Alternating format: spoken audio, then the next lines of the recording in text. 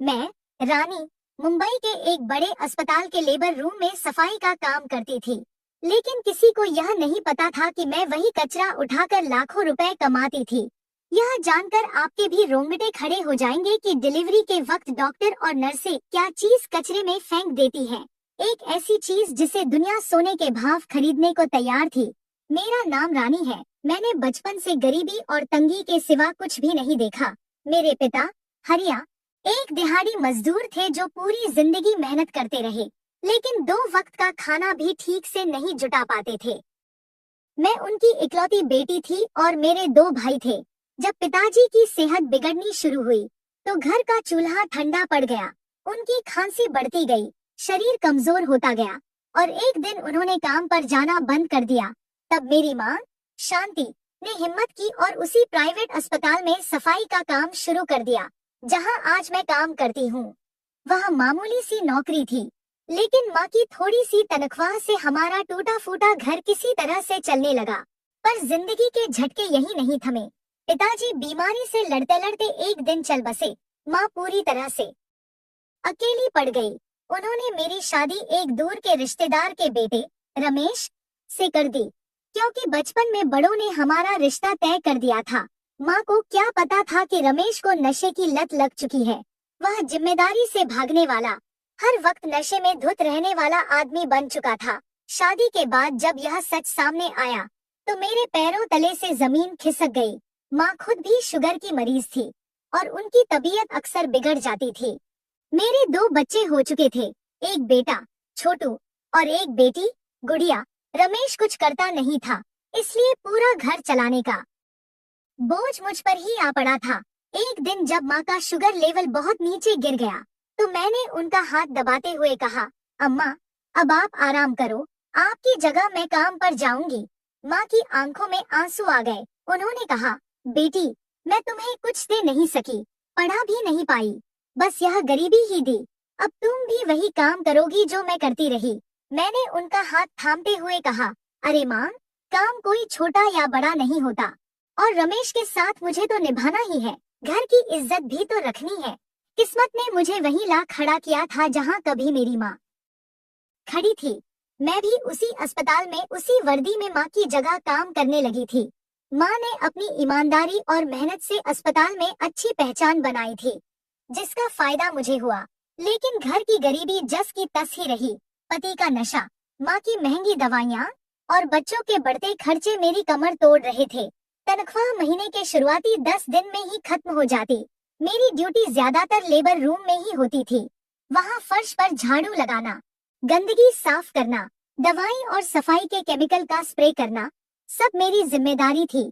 हर रोज खून, दवाओं और केमिकल की मिलीजुली गंध मेरे नथुनों में बस जाती थी। मुझे अपने शरीर से भी वही बदबू आने लगी थी। लेबर रूम एक अजीब जगह होती है। कभी किसी बच्चे की पहली रोने की आवाज सुनाई देती है, तो कभी किसी माँ की चीख। एक तरफ खुशियों का माहौल होता, तो दूसरी तरफ किसी की उम्मीदें टूट जाती थी। मुबारक हो दीदी, बेटा हुआ है। मैं अक्सर यह खुशखबरी देने के लिए मरीज के घर वालों के पास भाग जाती थी।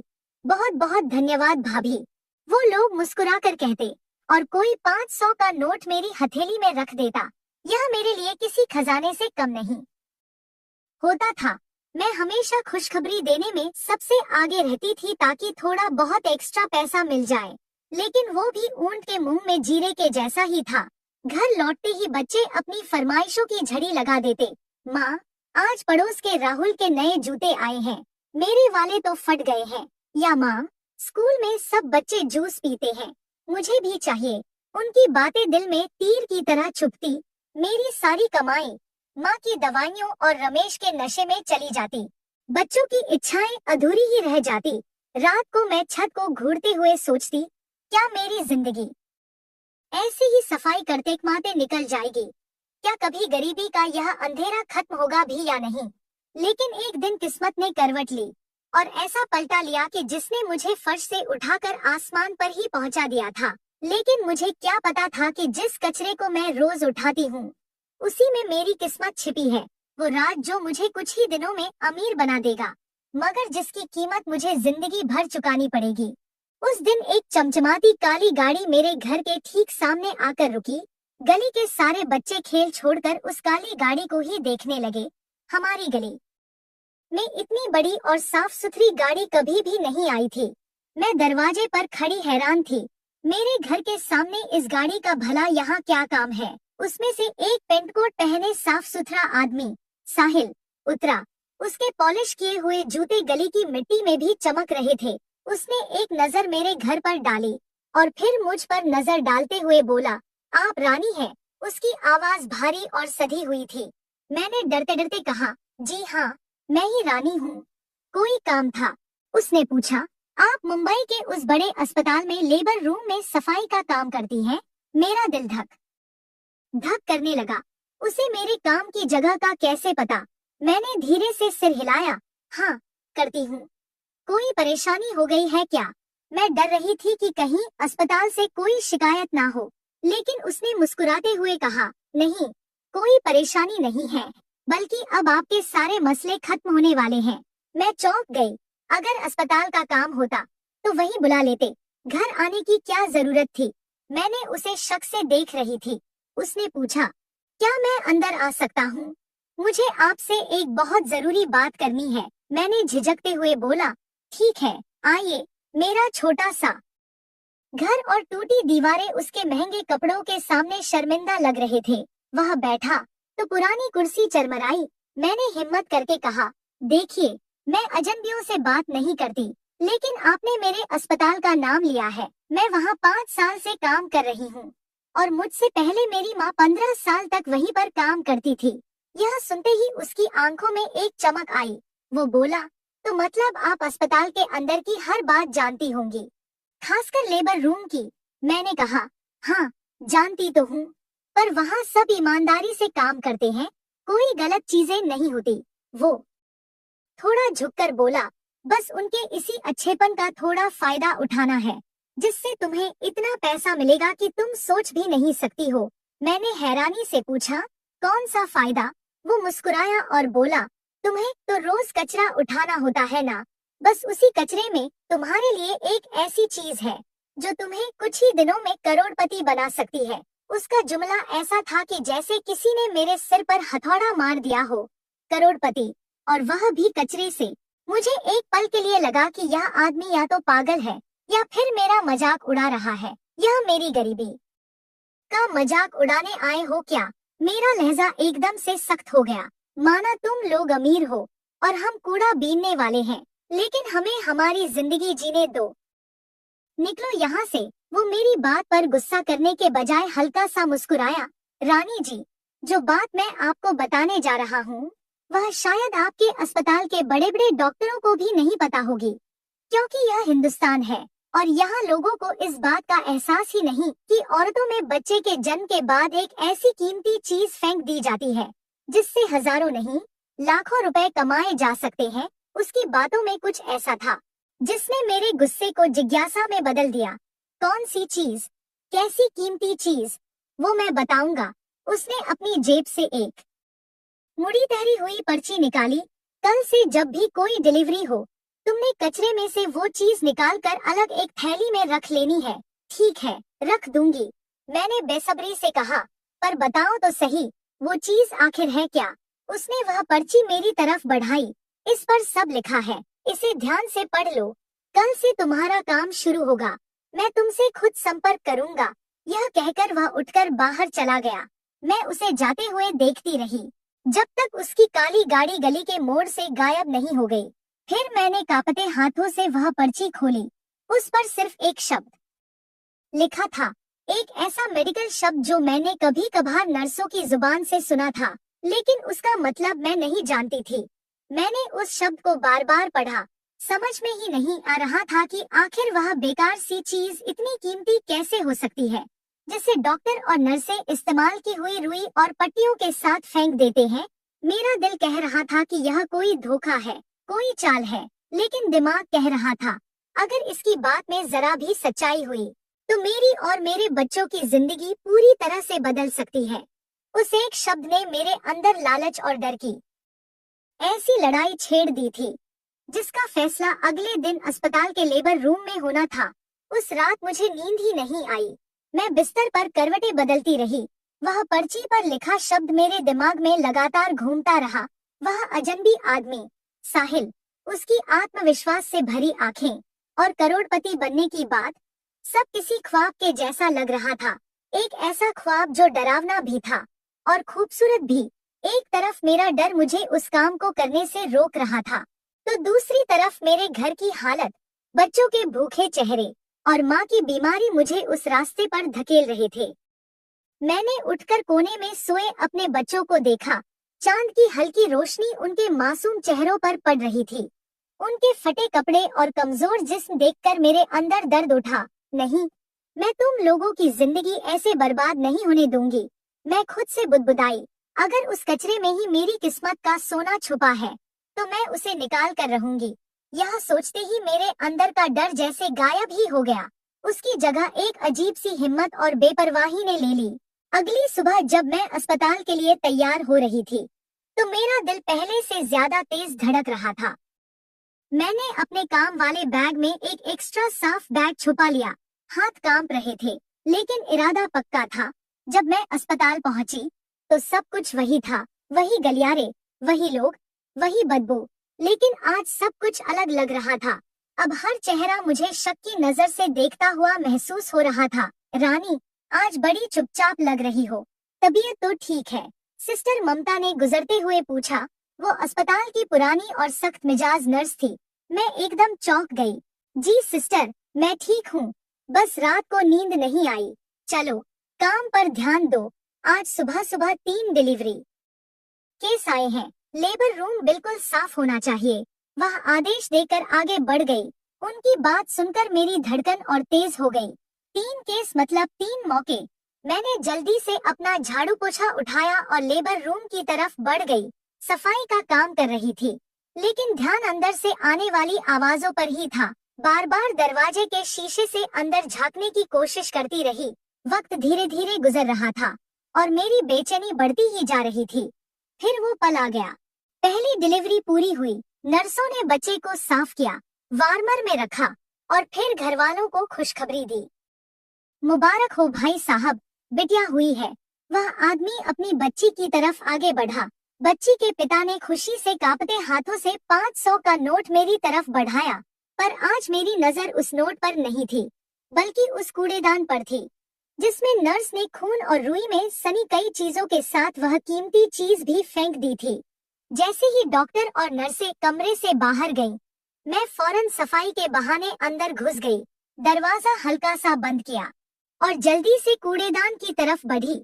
मेरे हाथ कांप रहे थे, माथे पर पसीना आ गया था। मैंने जिंदगी में कभी चोरी नहीं की थी और यह काम मुझे दुनिया का सबसे मुश्किल काम लग रहा था। मैंने हिम्मत करके कूड़ेदान में हाथ डाला। खून और बाकी गंदगी देखकर मुझे उल्टी सी आने लगी, लेकिन साहिल के शब्द मेरे कानों में गूंजे, यह तुम्हें कुछ ही दिनों में करोड़पति बना देगा। मैंने वह चीज उठाई जो उसकी बताई हुई निशानियों के मुताबिक थी और उसे जल्दी से अपने छुपाए हुए बैग में डाल लिया। तभी दरवाजा अचानक खुला और एक जूनियर नर्स, कविता, अंदर आई।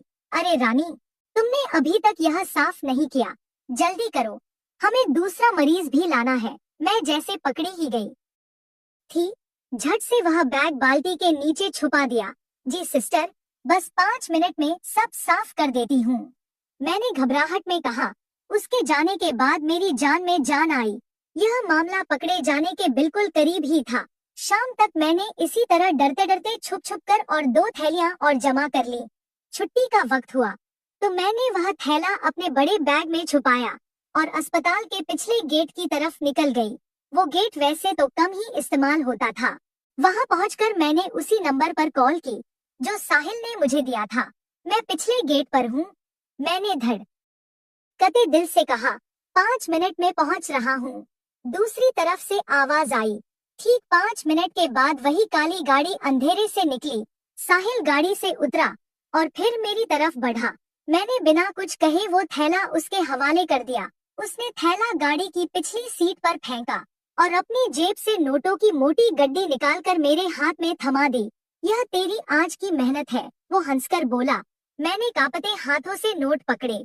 जिंदगी में इतने पैसे एक साथ मैंने कभी नहीं देखे थे। यह 2000 के नोट थे, शायद 800 से भी ज्यादा।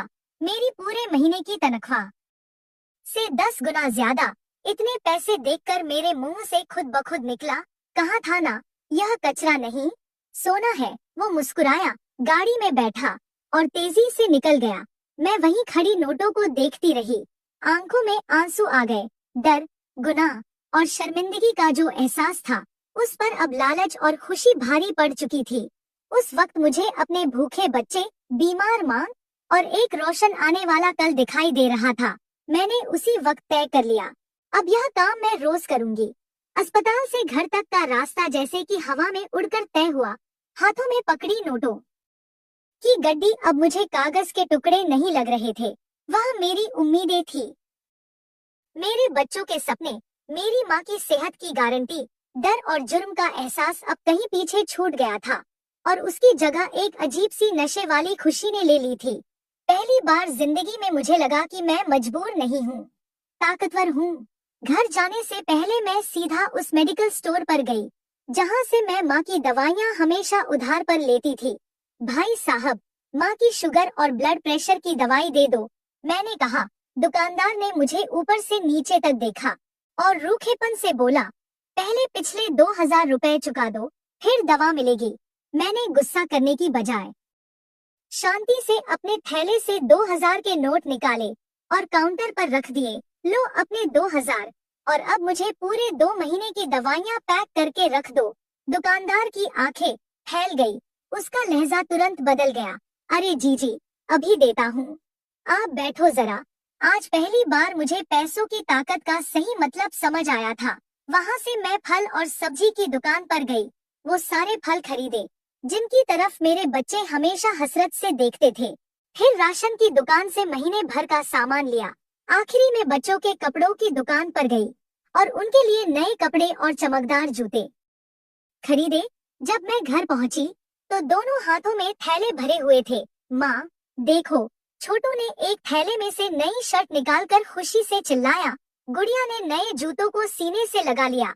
उनके चेहरों पर जो सच्ची खुशी थी, उसे देखकर मुझे लगा कि मैंने कोई गुनाह नहीं किया, बल्कि सबसे नेक काम किया है। माँ मुझे बाजू से पकड़कर एक कोने में ले गई। उनके चेहरे पर खुशी के साथ चिंता भी थी। रानी, यह सब कहाँ से आया? तूने कहीं से कर्ज तो नहीं लिया ना? देख, हम गरीब जरूर हैं, लेकिन उधार में नहीं जी सकते। मैं इस सवाल के लिए तैयार थी। नहीं माँ, अस्पताल वालों ने बोनस दिया है, बोले कि तुम और तुम्हारी माँ सालों से ईमानदारी से काम कर रही हो, तो यह इनाम है। मैंने सफाई से झूठ बोला।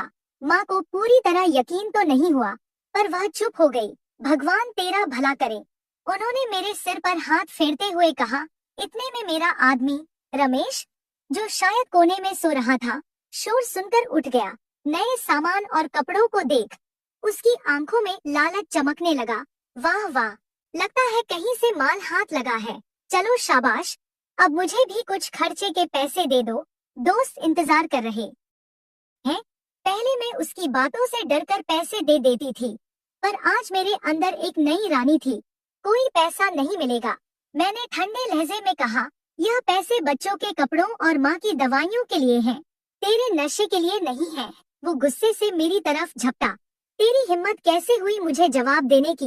हिम्मत पैसों से आती है रमेश, मैंने उसकी आंखों में आंखें डालकर कहा और 500 का नोट उसकी तरफ उछाल दिया। यह ले, और अब पूरे दिन मुझे अपनी शक्ल मत दिखाना।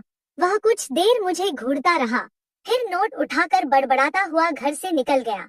आज मैंने सिर्फ पैसे नहीं कमाए थे, मैंने अपनी खोई हुई इज्जत और खुद पर भरोसा वापस पाया था। उस दिन के बाद यह मेरा रोज का काम बन गया।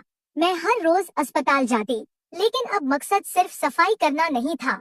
मैं एक शिकारी की तरह लेबर रूम के बाहर मंडराती रही, अपने शिकार का इंतजार करती। पहले दिन का डर अब एक आदत बन चुका था। मुझे पता था कि कब कमरे में जाना है, कैसे नर्सों की नजर से बचना है और कैसे सफाई से काम करना है। अब वह कूड़ेदान मुझे गंदा नहीं लगता था, वह तो खजाने का बक्सा बन चुका था। हर शाम मैं पिछले गेट पर साहिल से मिलती, मैं उसे थैला देती, वह मुझे नोटों की गड्डी थमाता और हम दोनों बिना कुछ कहे अपनी राह चल देते। कुछ ही हफ्तों में मेरे घर का पूरा हाल बदल गया। टूटी चारपाई की जगह नए बिस्तर आ गए। रसोई में हर चीज मौजूद थी। छोटू और गुड़िया ने अच्छा खाना और अच्छे कपड़े पहनना शुरू कर दिया था।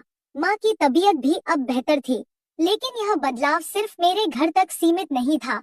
मोहल्ले वाले भी नोटिस करने लगे थे। अरे वाह रानी, आज तो तू बड़ी चमक रही है, एक पड़ोसन ने कहा। लगता है तेरी लॉटरी लग गई है। मैं बस मुस्कुरा दी। बस जी, भगवान की दया है। मुझे पता था सबकी निगाहें मुझ पर हैं। उनकी फुसफुसाहटें, माँ की चिंता भरी नजरें, सब कुछ मैं महसूस कर रही थी। लेकिन दौलत का नशा सिर पर चढ़ चुका था। पैसा अजीब चीज है, जब नहीं होता तो इज्जत और आत्मा दोनों कुचल देता है, और जब आता है तो इंसान को उसकी औकात ही भुला देता। मेरे साथ भी कुछ ऐसा ही हो रहा था। मैं अब वो पुरानी डरी सहमी रानी नहीं रही थी, जो हर किसी के सामने हाथ जोड़ देती और झुककर नमस्ते करती। अब मेरे चलने में एक भरोसा था, मेरी आवाज में एक दमदारी थी।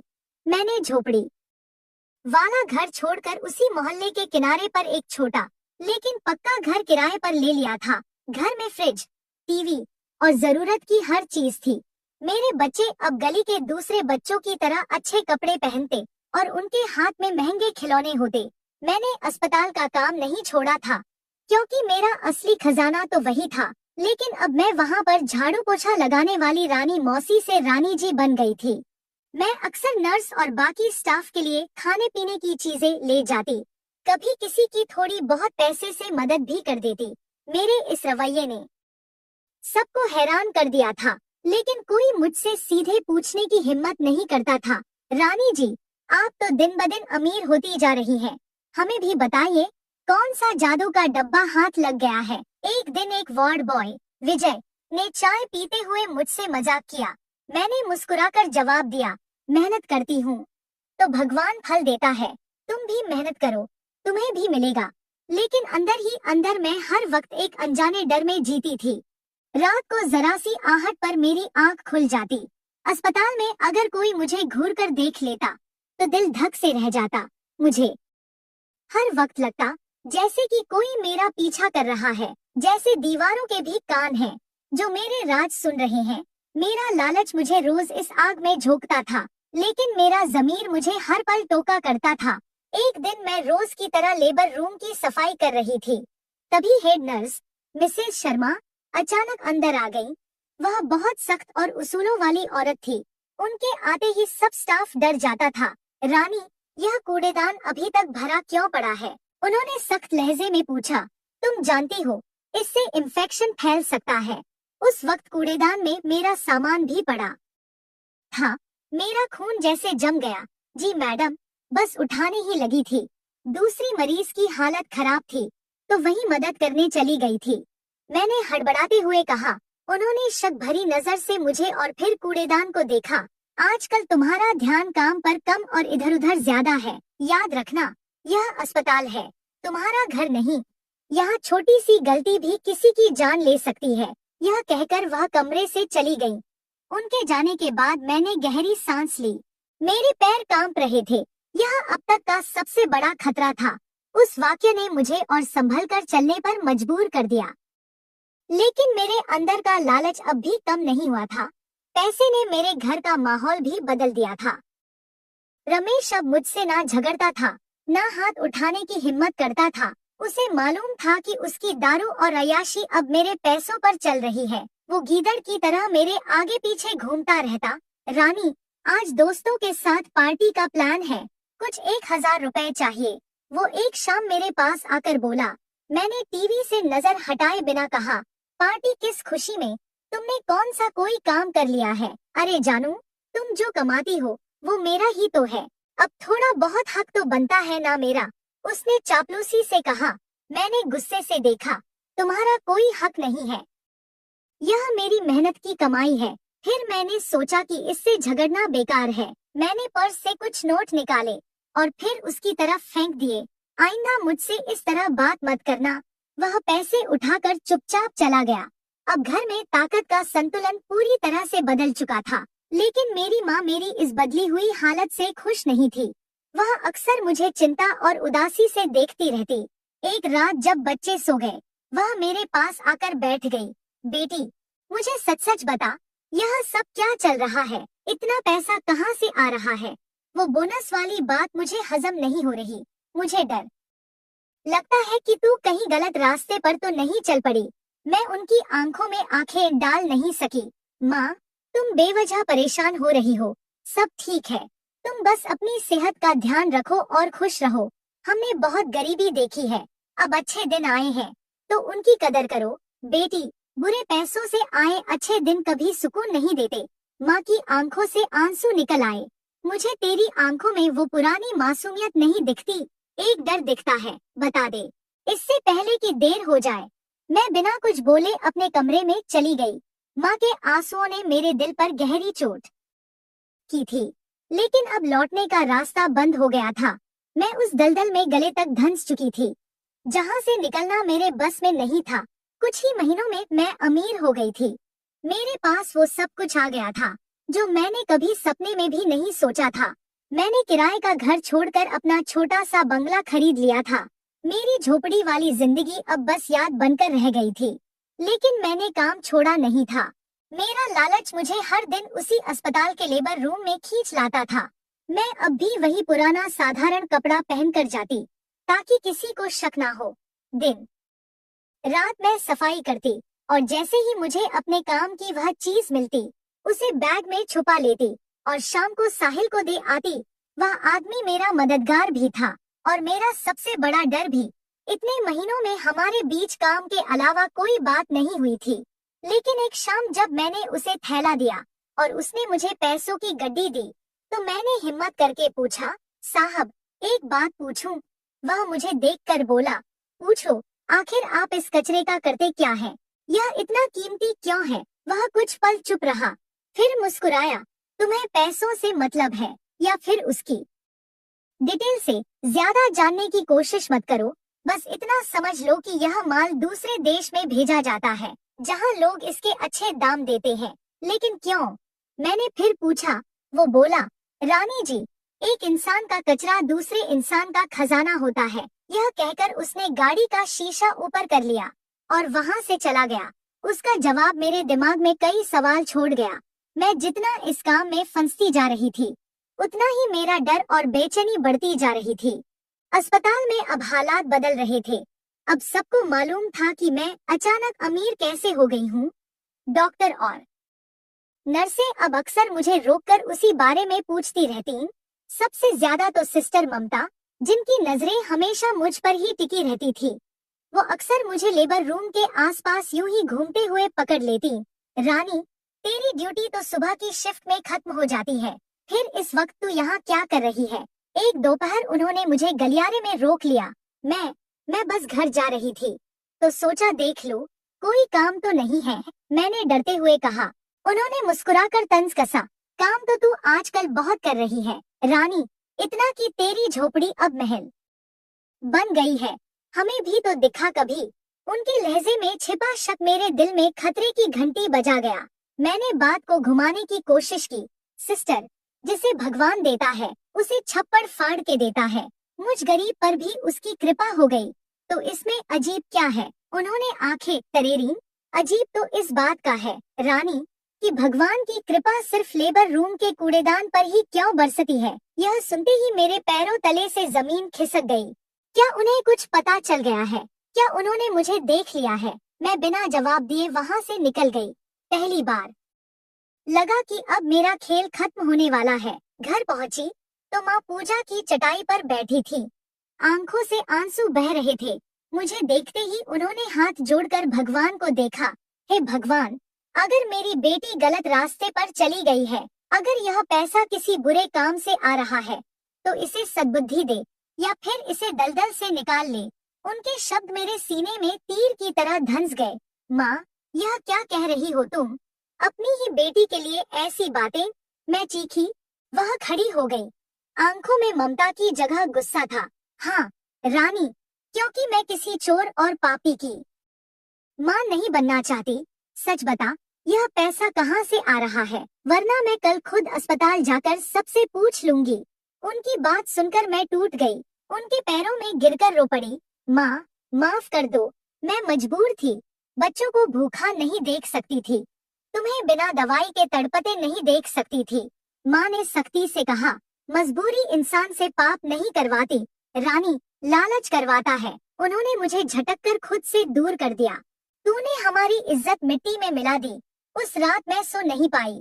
माँ की बातें, सिस्टर ममता की शक भरी नजरें और साहिल की बात, सब मेरे दिमाग में हथौड़े की तरह चल रहे थे।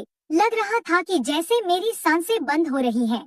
अगले दिन भारी दिल से मैं अस्पताल पहुंची। मैंने सोच लिया था, आज आखिरी बार यह काम करूंगी, फिर साहिल से मिलकर साफ कह दूंगी कि अब यह सब नहीं होगा। मेरे पास अब इतना पैसा हो चुका था कि कोई छोटा मोटा काम मैं आराम से शुरू कर सकती थी। मैंने फिर लॉकर खोला तो यूनिफॉर्म में से एक मुड़ी हुई पर्ची गिरी। मेरा दिल धक्क से रह गया। कांपते हाथों से मैंने उस पर्ची को खोला। उस पर लिखा था, मैं जानती हूँ तू कूड़े में से क्या निकालती है। एक पल के लिए मेरी सांसें रुक गईं, पैरों तले से जमीन खिसक गई। यह किसने लिखा? किसको मेरा राज पता चल गया है? दिमाग तेजी से चलने लगा। क्या यह हेड नर्स मिसेस शर्मा है, या कोई सफाई वाला जिसे मुझसे जलन है, या फिर सिस्टर ममता? हाँ, वही हो सकती है। उनकी शक भरी नजरें और बातें याद आते ही मेरा दिल डूब गया। मैंने पर्ची मुट्ठी में दबाई, जेब में ठूंस ली और ऐसा दिखाने की कोशिश की जैसे कुछ हुआ ही ना हो, लेकिन अंदर से मेरा पूरा शरीर कांप रहा था। यूनिफॉर्म बदलकर मैं काम पर लग गई, पर ध्यान कहीं और ही था। नजरें बार बार सिस्टर ममता को ढूंढती रहीं। वह नर्सिंग स्टेशन पर बाकी नर्सों के साथ हंस रही थी। उनका चेहरा बिल्कुल नॉर्मल था। क्या यह मेरा वहम है या किसी ने मजाक किया है? मैंने आज लेबर रूम की तरफ जाने की हिम्मत ही नहीं की। दूसरे वार्ड में सफाई करती रही, पर हर वक्त लगता जैसे कोई पीछे खड़ा है, जैसे किसी की नजर मुझ पर है। हर आवाज पर दिल उछल जाता। अस्पताल की इमारत आज मुझे जेल जैसी लग रही थी। ड्यूटी खत्म होते ही मैंने कपड़े बदले और जल्दी से निकलने लगी। मैंने तय कर लिया था कि आज साहिल से मैं नहीं मिलूंगी, कुछ दिन का ब्रेक लूंगी, जब तक कि यह मामला ठंडा नहीं पड़ जाता। मैं अस्पताल के पिछले गलियारे से गुजर रही थी, जो हमेशा सुनसान ही रहता था। तभी पीछे से आवाज आई, रानी। यह सिस्टर ममता की आवाज थी। मैं पलटी तो वह खड़ी थी, चेहरा बिल्कुल गंभीर। रुको रानी, मुझे तुमसे कुछ बात करनी है। मेरा खून सूख गया। जी सिस्टर, ड्यूटी खत्म हो गई, घर जाना है, बच्चे अकेले हैं। मैंने बहाना बनाया। वो बोली, ड्यूटी तो खत्म हो गई होगी, लेकिन तुम्हारा वो खास काम अभी बाकी है ना? उनका लहजा ठंडा और सख्त था। अब मैं समझ गई, बचने का कोई रास्ता नहीं। मैं चुपचाप सिर झुकाए खड़ी रही। वह बोली, मैंने तुम्हें कल भी अस्पताल के पीछे उस काली गाड़ी वाले के पास देखा था। कौन है वह, जो सामने के दरवाजे से नहीं आता? मेरी आंखों से आंसू निकल पड़े। मैं दीवार के सहारे बैठ गई और फूट फूट कर रो पड़ी। सिस्टर, प्लीज किसी को मत बताइए, मैं बर्बाद हो जाऊंगी, मेरे बच्चे अनाथ हो जाएंगे। वह मेरे पास आकर बैठी। अब उनके लहजे में सख्ती की जगह जिज्ञासा थी। मैं किसी को नहीं बताऊंगी। अगर तू सच सच बता दे, आखिर उन थैलियों में क्या है जिन्हें तू इतनी छिपा कर ले जाती है? तू अचानक इतनी अमीर कैसे हो गई? मैं हिचकियों के बीच बोल पड़ी, सिस्टर, जब आप लोग किसी औरत की डिलीवरी करते हो, तो डिलीवरी के बाद जो झिल्ली यानी कि प्लेसेंटा कूड़े में फेंक देते हो, मैं वो चुरा कर बेचती हूँ। यह सुनते ही सिस्टर ममता के चेहरे पर घृणा और हैरानी छा गई। क्या पागल हो गई है तू? रानी, वो तो गंदा फालतू हिस्सा होता है, उसे कौन खरीदेगा? मैंने धीमी आवाज में कहा, मुझे नहीं पता सिस्टर, बस साहिल ने कहा था कि यह बहुत कीमती है। लेकिन क्यों? आखिर वो इसका करता क्या है? उन्होंने गुस्से से पूछा। मैं कांपते हुए बोली, उसने बताया था कि उन्हें झिल्ली से बड़ी बड़ी कंपनियां क्रीम और इंजेक्शंस बनाती हैं, वही जो अमीर औरतें झुर्रियां मिटाने और जवान दिखने के लिए लगाती हैं। वो प्लेसेंटा उन एंटी एजिंग क्रीम में इस्तेमाल होता है। सिस्टर ममता के चेहरे पर अब सन्नाटा था, आंखों में हैरानी, घिन और सदमा सब साथ था। वह सुन रही थी एक ऐसी सच्चाई जो उन्होंने कभी सोची भी नहीं थी। जो चीज वो रोज गंदगी समझकर फेंकती थी, वही असल में लाखों रुपए का सोना थी। राज खुल चुका था। सिस्टर ममता की आंखों में शक और हैरानी की जो लहर दौड़ रही थी, वह हर पल बदल रही थी। मैं उनके कदमों में बैठी अपनी किस्मत के फैसले का इंतजार कर रही थी कि अब वह मैनेजमेंट को बुलाएंगी, पुलिस आएगी और मेरे सब कुछ खत्म हो जाएगा। यह ख्याल मेरे दिमाग में बार बार घूम रहा था, लेकिन उनकी खामोशी बढ़ती ही जा रही थी। वो मुझे नहीं, बल्कि सामने खड़ी दीवार को घूर रही थी, जैसे कि उनका दिमाग किसी गहरी सोच में डूबा हुआ हो। तो तुम कह रही हो कि यह चीजें झुर्रियां मिटाती हैं? उन्होंने आखिरकार खामोशी तोड़ी। उनकी आवाज में गुस्सा नहीं था, बस एक अजीब सी कमजोर सिसक थी, और ऐसा लग रहा था कि जैसे वो यह सोच रही हो कि इससे लाखों मिलते हैं। मैं रोते हुए बस सन्नाटे में अपना सिर हिलाती रही। जी सिस्टर ममता, मैंने आपको सब सच बता दिया है। अब जो सजा देंगी मैं मान लूंगी, बस मेरे बच्चों का ख्याल रखिएगा। मेरी विनती पर उन्होंने मानो ध्यान ही ना दिया हो। उनका ध्यान तो कहीं और ही था। साहिल हर थैली के कितने पैसे देता है और तुम दिन में कितना जमा कर लेती हो? उनके सवाल मेरे लिए हैरान कर देने वाले थे। सजा की जगह इतना सवाल क्यों? डर की चपेट में मैंने सारी बात बतानी शुरू की। सिस्टर ममता, वो हर थैली के 20 से 25,000 दे देता है। जिस दिन ज्यादा केस होते हैं उस दिन लाख तक भी बन जाते हैं। एक दिन में कभी कभी लाख तक। यह बात उनके मुंह से जैसे फुसफुसाहट बनकर निकली। अचानक मैंने उनके चेहरे पर वही लालच देखा जो महीनों पहले मैं खुद में देखती थी। उनकी निगाहें अपने हाथों पर टिक गईं, लकीरों और छोटी छोटी झुर्रियों पर ठहरीं। मुझे महसूस हुआ कि उनके दिमाग में भी वही जंग चल रही थी जो कभी मेरे दिमाग में थी। वह अपने तरीके की सख्त लेकिन ईमानदार नर्स थी, पर शायद उनकी जरूरतें उनके उस तरीके से बड़ी थी। शायद उनके भी कुछ अधूरे सपने थे जिन्हें छोटी तनख्वाह में पूरा नहीं किया जा सकता था। एक लंबी अजीब सी खामोशी के बाद उन्होंने गहरी सांस ली और मेरी तरफ देखा। उनकी आंखों में अब कोई दया या फिर गुस्सा नहीं था, बस एक ठंडी कारोबारी चमक थी। उठो रानी, आंसू पोंछो, तुम्हें कोई सजा नहीं मिलेगी। उन्होंने ऐसे कहा जैसे कि फैसला सुनाया हो। मैं हैरानी से उनकी तरफ देख रही थी। क्या क्या मतलब? मैंने पूछा। मतलब यह कि कल से यह काम तुम अकेली नहीं करोगी। उनका यह वाक्य मेरे लिए पहले वाले खुलासे से भी बड़ा झटका था। मैं समझ ही नहीं पाई। सिस्टर ममता उठकर खड़ी हुई और मेरा हाथ पकड़ा। अब रोना धोना बंद, काम का समय शुरू है। तुमने बहुत बेवकूफी से काम किया है, कभी भी पकड़ी जा सकती थी, लेकिन अब ऐसा नहीं होगा। उनकी आवाज में सख्ती थी और बातें गुप्त तरीके से कह रही थी। जैसे ही कोई केस फिनिश होगा, थैली कूड़ेदान में नहीं जाएगी। मैं उसे खुद उठाकर मेडिकल स्टोर रूम के उस कोने में रख दूंगी जहां पर कोई भी नहीं जाता है। वहां वो सुरक्षित रहेगी। तुम्हें बार बार लेबर रूम के बाहर खड़े होने की जरूरत ही नहीं है। छुट्टी के वक्त तुम स्टोर रूम से थैला उठाकर बाहर जाकर साहिल को दे दोगी, समझी? मैं उनकी सख्त बात सुनकर जम ही गई थी। जिस औरत से मुझे मौत के जैसा डर लगता था, वही अब मुझे उस गलत काम को और भी सुरक्षित तरीके से करने का तरीका सिखा रही थी। और जो भी पैसा आएगा उसने अपनी शर्त भी रख ली। उसमें से 30% मेरा होगा। धीरे धीरे सारा खेल मेरी समझ में आ गया। यह कोई दया नहीं थी, यह तो पार्टनरशिप की पेशकश थी। उन्होंने मेरी मजबूरी और मेरे डर को अपनी तरक्की का जरिया बना लिया था। लेकिन सिस्टर ममता, यह तो जुर्म है। मेरा मुंह झटके में बोल पड़ा। वह हंस पड़ी, एक कटु खाली सी हंसी। जुर्म तब तक जुर्म नहीं था जब तुम अकेले लाखों कमा रही थी। रानी, अस्पताल वाले इन कीमती चीजों को जलाकर खत्म कर देते हैं। अगर यह किसी के काम आकर हमें कुछ पैसे दे रही है तो इसमें क्या बुरा है? हम किसी का हक नहीं छीन रहे हैं, बस अपना हिस्सा ले रहे हैं। मेरे पास मना करने का कोई रास्ता भी नहीं था। अगर मैंने मना किया तो वह 1 मिनट में मैनेजमेंट को सब कुछ बता देती। मैंने शिकारी से बचकर दूसरे ज्यादा खतरनाक शिकारी के पास पनाह ली थी। ठीक है सिस्टर ममता, मैंने दबे हुए स्वर में कहा, मुझे मंजूर है। उन्होंने मेरे कंधे पर थपकी दी। तुम घर जाओ और फिक्र मत करो, कल से हमारा नया काम शुरू होगा। उस दिन जब मैं अस्पताल से निकली, मैं अकेली नहीं थी।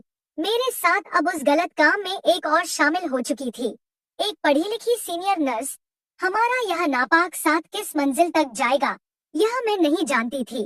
पर एक बात साफ थी, खतरा और कमाई दोनों ही दुगने हो गए थे। सिस्टर ममता की पहुंच और अस्पताल के सिस्टम की जानकारी की वजह से हमारा काम अब ज्यादा साफ सुथरा और कम जोखिम वाला हो गया था। वह जानती थी किस वक्त कौन सा कॉरिडोर खाली रहता है, किस डॉक्टर की ड्यूटी कब बदलती है और किस स्टोर रूम की चाबी कहां पर लटकी रहती है। अब मुझे सारा दिन लेबर रूम के बाहर घूमने की जरूरत नहीं थी। ममता खुद ही सामान को सुरक्षित जगह पर पहुंचा देती और मैं छुट्टी के वक्त उसे उठाकर वापस ले जाती। पैसा अब पानी की तरह बहने लगा था। जहां पहले मैं रोज 500 रुपए कमाती थी, अब यह रकम 1 से 1.5 लाख तक पहुंचने लगी थी, क्योंकि सिस्टर ममता अपनी पहुंच के कारण दूसरे ऑपरेशन थिएटरों से भी कीमती सामान निकालने का रास्ता निकाल लेती थी। हमने तय किया कि कुल रकम का 40% अब सिस्टर ममता का होगा और 60% मेरा, क्योंकि बाहर वाले आदमी साहिल से संपर्क और सौदा करने की जिम्मेदारी और खतरा अभी भी मेरा ही था। दौलत ने मेरी जिंदगी पूरी तरह से बदल दी थी। मैंने एक छोटी सी गाड़ी ले ली थी। मेरे बच्चे शहर के अच्छे स्कूल में पढ़ने लगे थे। मैंने माँ के इलाज के लिए शहर के सबसे बड़े डॉक्टर से अपॉइंटमेंट लिया था, लेकिन माँ अब भी मुझसे खुश नहीं थी। वह मेरी दी हुई सहूलियतें इस्तेमाल करती थी, लेकिन उनकी आंखों में मेरे लिए हमेशा मायूसी और डर रहता था। रानी, यह सब कब तक चलेगा? वो अक्सर मुझसे पूछती। जिस चीज की बुनियाद ही कमजोर हो वह ज्यादा देर टिकती नहीं। माँ, तुम चिंता मत करो, मैं सब संभाल लूंगी। मैं हमेशा उनकी बात टाल देती। दूसरी तरफ सिस्टर ममता की जिंदगी में भी बड़ा बदलाव आ रहा था। उन्होंने अपनी पुरानी मोटरसाइकिल बेचकर एक छोटी गाड़ी ले ली थी। अब वह महंगे कपड़े और ब्रांडेड पर्स इस्तेमाल करने लगी थी। उनकी यह अचानक बदलाव अस्पताल में सबकी नजरों में आ रहा था। लगता था कि सिस्टर ममता की भी कोई लॉटरी लग गई है। लोग उनके पीछे बातें करने लगे। हमारे बीच अब दोस्ती नहीं, बस कारोबार का रिश्ता था। हम सिर्फ काम के समय बात करते, हिसाब करते और अगला प्लान बनाते। लालच हम दोनों पर हावी हो गया था। रानी, यह आदमी हमें बहुत कम पैसे देता है। एक दिन ममता ने मुझसे कहा, यह माल बाहर लाखों में बिकता होगा और हमें सिर्फ हजारों में मिलता है। हमें कोई नया खरीदार ढूंढना चाहिए। नहीं सिस्टर, यह बहुत खतरनाक होगा। मैंने तुरंत मना कर दिया। जितना मिल रहा है, क्या वह कम है? ज्यादा लालच हमें ही नुकसान देगा। मेरी बात सुनकर वह गुस्से से बोली, तुम हमेशा डरती ही रहती हो, इसीलिए सारी जिंदगी ऐसा करती रही। पैसा कमाने के लिए हिम्मत चाहिए। फिर वही दिन आया जिसका मुझे डर था। अस्पताल के मैनेजमेंट ने सिक्योरिटी बढ़ाने के लिए हर कॉरिडोर, खास तौर पर स्टोर रूम्स और पिछले गेट पर नए सीसीटीवी कैमरे लगवा दिए। यह खबर हमारे लिए किसी बम से कम नहीं थी। सिस्टर, अब हमें यह काम तुरंत बंद कर देना चाहिए। मैंने घबराकर ममता से कहा, यह कैमरे हमें पकड़वा देंगे। हमारे पास इतना पैसा है कि हम इज्जत से जी सकते हैं। पागल मत बनो रानी, उन्होंने मुझे झटका दिया। पैसा कभी भी काफी नहीं होता है और इन कैमरों का भी कोई ना कोई रास्ता तो मैं निकाल ही लूंगी। मैं उनके ब्लाइंड स्पॉट्स को बहुत अच्छी तरह से जानती हूँ, जहाँ उनकी नजर नहीं पड़ती है। तुम चिंता मत करो। लेकिन मुझे पता था कि हमारा जाल तंग हो रहा है। यह भगवान की तरफ से चेतावनी थी, जिसे ममता अपने लालच में समझ ही नहीं रही थी। उसी हफ्ते एक दिन अस्पताल में डिलीवरी के केस ज्यादा थे और हमारे पास माल भी बहुत जमा हो गया था। ममता, जो हमेशा बहुत ही सावधानी से काम करती थी, उस दिन लालच और जल्दबाजी में बहुत बड़ी गलती कर बैठी। उन्होंने सारा सामान अलग अलग थैलियों में रखने की बजाय एक बड़े से मेडिकल वेस्ट बैग में डाल दिया, ताकि जल्दी काम खत्म हो जाए। जब वह स्टोर रूम से बाहरी बैग लेकर निकल रही थी, तो जूनियर नर्स कविता ने उन्हें देखा। उसने नमस्ते किया और फिर गुजर गई। लेकिन उसके मन में यह सवाल रह गया कि सिस्टर ममता अकेले इतना बड़ा बैग क्यों लेकर जा रही है।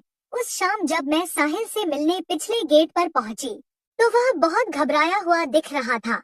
जल्दी करो, अब यहाँ पर सिक्योरिटी बहुत ज्यादा सख्त हो गई है। हर जगह कैमरे लग गए हैं। मुझे लगता है कि यह हमारी आखिरी डील हो सकती है। उसने पैसे मेरे हाथ में देते हुए कहा और फिर तेजी से गाड़ी भगा ली। उसके अल्फाज मेरे दिल में उतर गए। आखिरी डील। मेरा दिल कह रहा था कि वह सच बोल रहा है। हमारा खेल अब खत्म होने वाला था। कविता ने मिसेज शर्मा को सब बता दिया। मिसेज शर्मा पहले से ही मुझ पर और ममता पर शक करती थी। वह फौरन चौकन्ना हो गई। उन्होंने मैनेजमेंट से बात करके पिछले दिनों की सीसीटीवी फुटेज निकलवाई। सबूत उनकी आंखों के सामने था। फुटेज में साफ दिख रहा था कि सिस्टर ममता डिलीवरी के बाद लेबर रूम से सीधे स्टोर रूम जाती है और थोड़ी देर बाद बाहरी बैग के साथ बाहर आती है। फिर कुछ घंटों के बाद मैं उसी स्टोर में जाती हूँ और वही बैग लेकर पिछले गेट से बाहर निकलती हूँ। यह हर रोज दोहराया जा रहा था। हमारा सारा मंसूबा, जिसे हम सुरक्षित समझते थे, अब छोटी सी स्क्रीन पर किसी फिल्म की तरह चल रहा था। अगले दिन जब मैं अपना सामान लेकर पिछले गेट की तरफ बढ़ी, मेरा दिल पहले से ही डूब रहा था। जैसे ही मैंने गेट से बाहर कदम रखा, अस्पताल के 2 सिक्योरिटी गार्ड और मिसेज शर्मा ने मुझे घेर लिया। रानी, इस बैग में क्या है? मिसेज शर्मा की आवाज ठंडी और कड़ी थी। एक लम्हे के लिए मेरी दुनिया घूम गई। बैग मेरे हाथ से गिर गया और अंदर की खूनलू थैलियां बाहर बिखर गईं। गार्ड ने नफरत और घृणा से मुंह दूसरी तरफ कर लिया। मैं जानती थी कि खेल खत्म हो चुका है। मैं वहीं जमीन पर गिर गई और रोने लगी। सिस्टर ममता को अस्पताल के डायरेक्टर के दफ्तर में बुलाया गया। उन्होंने झूठ बोलने की पूरी कोशिश की, लेकिन जब वीडियो सबूत सामने रखे गए, उनका सारा घमंड और भरोसा टूट गया। उनकी चीखें पूरे फ्लोर में सुनाई दी। पुलिस को बुलाया गया। यह स्कैंडल पूरे शहर में आग की तरह फैल गया। अस्पताल की शाख को बड़ा झटका लगा। साहिल का कोई पता नहीं चला। जैसे ही उसे खतरा हुआ, वह ऐसे गायब हो गया जैसे कभी था ही नहीं। इस पूरे खेल में सिर्फ वही बचा। मुकदमा चला। सिस्टर ममता पढ़ी लिखी और सीनियर नर्स होने के नाते अपने पेशे को दागदार करने के जुर्म में ज्यादा सख्त सजा की हकदार ठहरी। मुझे उनके मुकाबले कम सजा मिली, लेकिन जेल की सलाखें मेरा भी मुकद्दर बनी। जो कुछ मैंने कमाया था, घर, गाड़ी, पैसा, सब जब्त हो गया। मेरा परिवार फिर उसी झोपड़ी में वापस आ गया, लेकिन इस बार उनके सिर पर गरीबी के साथ बदनामी का दाग भी था। माँ उस सदमे से बीमार पड़ गई और मेरे बच्चे अपनी माँ के किए की सजा और लोगों के तानों की सूरत में भुगत रहे थे। आज कई साल बाद मैं जेल की उस तंग कोठरी में बैठकर अपनी जिंदगी पर नजर डालती हूँ। मैं अपने किए पर शर्मिंदा हूँ। मुझे पता है कि मैंने चोरी की, गुनाह किया और लालच में अंधी हो गई। मैं इसकी सजा भुगत रही हूँ और इसे मानती हूँ, लेकिन फिर मुझे अपने बच्चों के चेहरे याद आते हैं जब वो पहली बार नए कपड़े पहनकर स्कूल गए थे। मुझे माँ का वो सुकून भरा चेहरा याद आता है जब उन्हें समय पर दवाई मिलती थी। जो कुछ भी मैंने किया, उसकी शुरुआत लालच से नहीं, बल्कि मजबूरी और मोहब्बत से हुई थी। मेरा गुनाह सिर्फ इतना था कि मैंने अपने बच्चों के लिए एक बेहतर जिंदगी का सपना देखा। मैंने गलत रास्ता चुना और उसका अंजाम बहुत ही बुरा हुआ। लेकिन जब मैं रात के अंधेरे में अपनी झोपड़ी में अपने भूखे बच्चों के चेहरे देखती थी, तो उस वक्त मुझे कोई और दूसरा रास्ता नजर ही नहीं आया था। मैंने कीमत चुकाई और बहुत भारी कीमत चुकाई, लेकिन क्या वह खुशी के चंद लम्हे जो मैंने अपने परिवार को दिए, उस सजा से क्या कीमती थे? यह सवाल शायद मुझे कभी भी इसका जवाब ही नहीं मिलेगा। हराम की दौलत वक्त भर की सहूलियत दे सकती है, लेकिन इंसान का सुकून और इज्जत हमेशा के लिए वह छीन लेती है। तो दोस्तों, यह मेरी कहानी का सबक है। यह पूरी कहानी काल्पनिक है। इसका किसी भी व्यक्ति, स्थान या वास्तविक घटना से कोई भी संबंध नहीं है। इसका उद्देश्य केवल मनोरंजन, शिक्षा और सस्पेंस आधारित कहानी को प्रस्तुत करना है। आपको यह कहानी कैसी लगी? प्लीज मुझे कमेंट सेक्शन में जरूर बताएं। मेरे चैनल को सब्सक्राइब कर वीडियो को लाइक कर दें और वीडियो को हाइप भी दें। और ऐसी और भी रोमांचक कहानियों को सुनने के लिए मेरे चैनल के साथ बने रहें। धन्यवाद।